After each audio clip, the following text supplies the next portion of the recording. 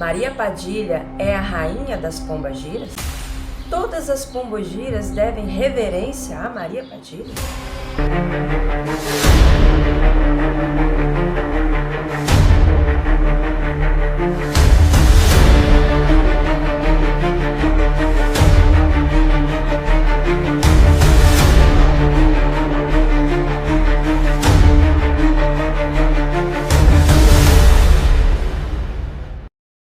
Saravá, macumbeiros, macumbeiros e simpatizantes, espero que todos estejam bem. Você está no canal Filha do Marabô, seja muito bem-vindo, seja muito bem-vinda ao nosso canal. Então, pessoal, vamos esclarecer essas e outras questões acerca dessa figura que tem a sua importância não só na nossa história, mas também dentre as histórias com H, tá, pessoal? Porque estamos falando de histórias reais de pessoas que viveram aqui na Terra como nós, que tem a sua importância não só na nossa história, como também dentre as histórias das nossas queridas e amadas pombogiras. Antes de começar a falar qualquer coisa acerca do nome Maria Padilha, nós temos que remontar a história, fazer aqui um resumo de quem foi a primeira Maria Padilha que se teve notícias, tá?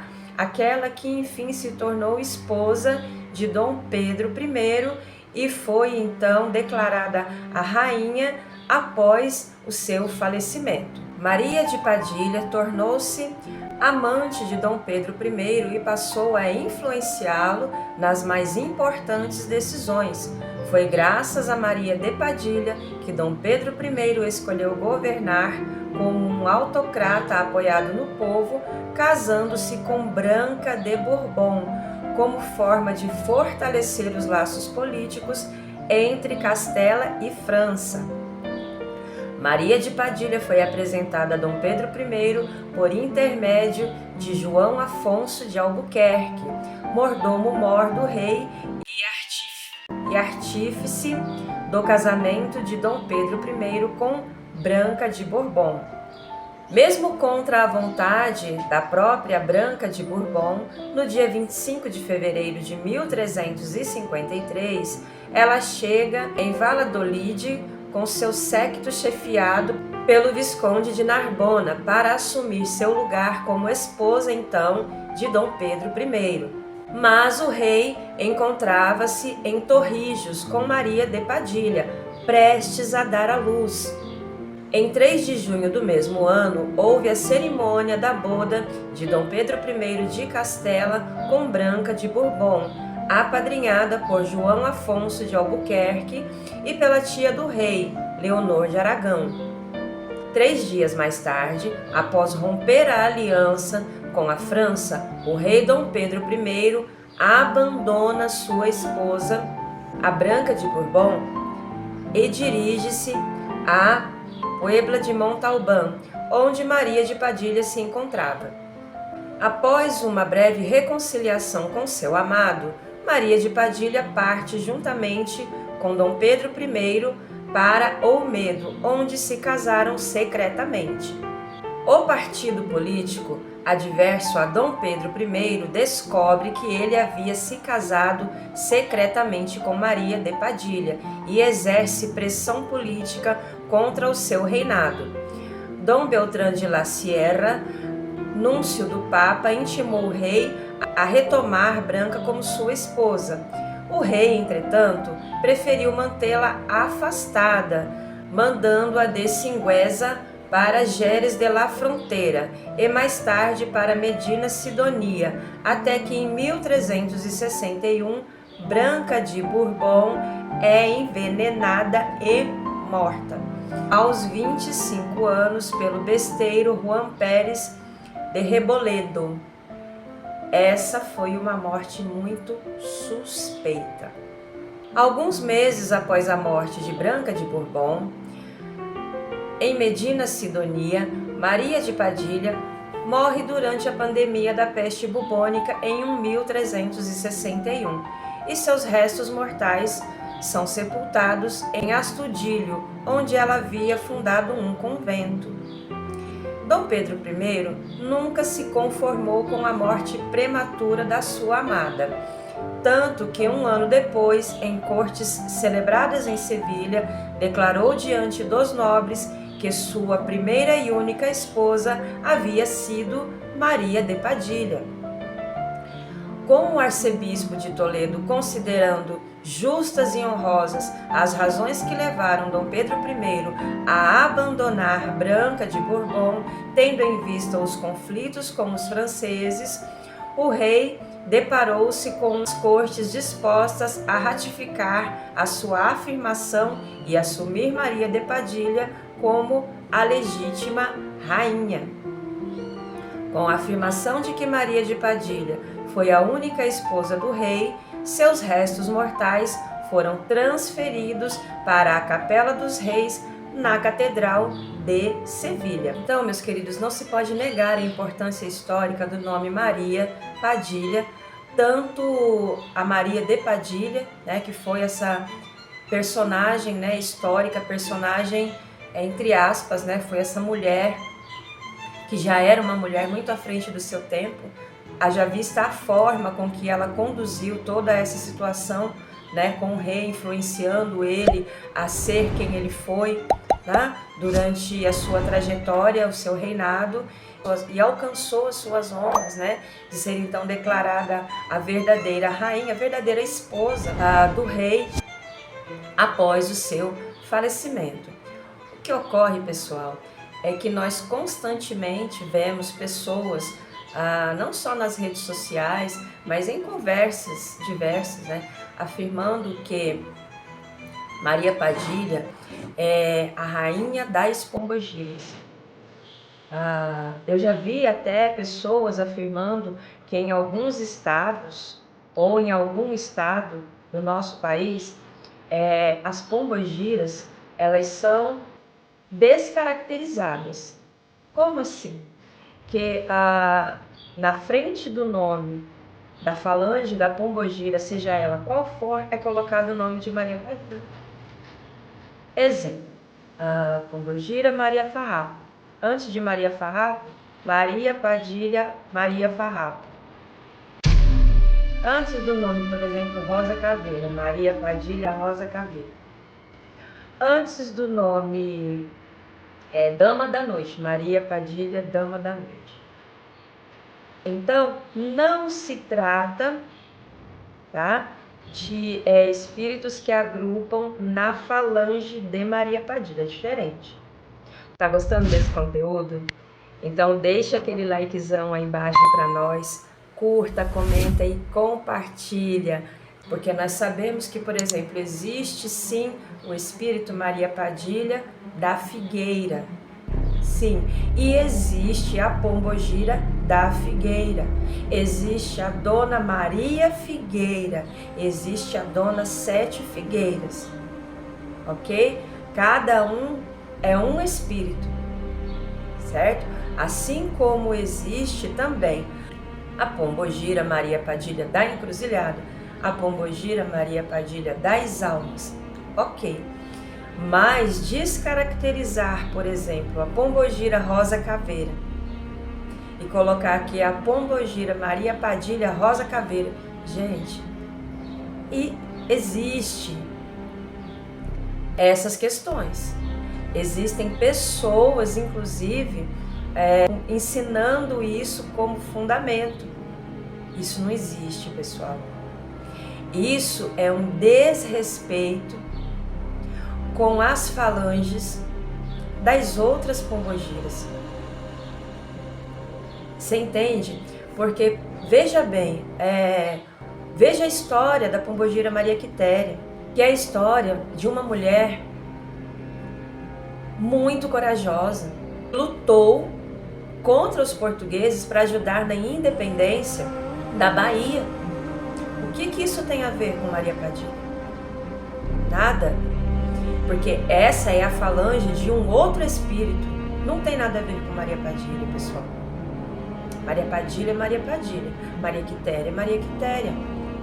Não existe Maria Padilha, Maria Quitéria. Como assim? Precisamos estudar. Da mesma forma, Dona Maria Mulambo, olha o tamanho do nome, o tamanho da importância desse espírito dentro das nossas religiões afro. E diga-se de passagem, Mulambo não tem nada a ver com trapo, com Mulambo, não. Mulambo, a princípio, foi uma moça de família e que por questões teve que deixar o luxo a qual ela vivia, o seu conforto, e acabou se tornando uma mulher do povo, figura simples, de fácil acesso, pelo carisma, pelo amor que ela sentia pelos mais pobres, pelos necessitados. Então, como que você descaracteriza toda uma história de uma falange, de uma pombogira, e coloca Maria Padilha na frente? Porque, de novo, Maria Mulambo é Maria Mulambo, Maria Padilha é Maria Padilha. Ai, Maria Padilha, dama da noite. Como assim? Dona Dama da Noite, uma senhora muito misteriosa, totalmente sedutora, expert em assuntos amorosos, tal qual a Dona Maria Padilha também, né? Obviamente, né? Até pela forma com que ela conseguiu se manter ali, na posição em que ela precisou se manter. Uma mulher inteligentíssima ela foi para sua época, para o seu tempo, estratégica, Maria Padilha foi. Mas não podemos com isso descaracterizar as outras histórias das nossas outras senhoras. Dona Maria Farrapo, que de farrapo é só o nome. Se você conseguir conversar um dia com esse espírito, prepare-se para ouvir uma enciclopédia, um espírito de muita, muita, muita sabedoria. Você fica assim, como assim? Por quê? Porque pelo nome Farrapo leva as pessoas a pensarem que deve ser um espírito de alguém que tem pouco, que teve pouco conhecimento em terra. Pode até ser que tenha sido em terra, mas hoje, quando vem nos nossos terreiros para nos orientar, para trazer sabedoria e outras cositas mais, óbvio, traz uma sabedoria intrínseca dela, é característico, não compara com nenhuma outra. Maria Farrapo. Então, pessoal, é sobre isso, né? Não podemos aí tirar o mérito das nossas queridas pombogiras por conta, muitas das vezes, da falta de informação, talvez do ego, do médium. Acontece isso. Por quê? Porque é normal, tá? Um médium, principalmente quando ele está chegando nas nossas religiões de matriz afro, eles se apaixonam por Exu e Pombogira, porque não tem jeito, eles são espíritos apaixonantes mesmo, tá? Mas uma coisa é você se apaixonar pela tua Pombogira e pelo teu Exu.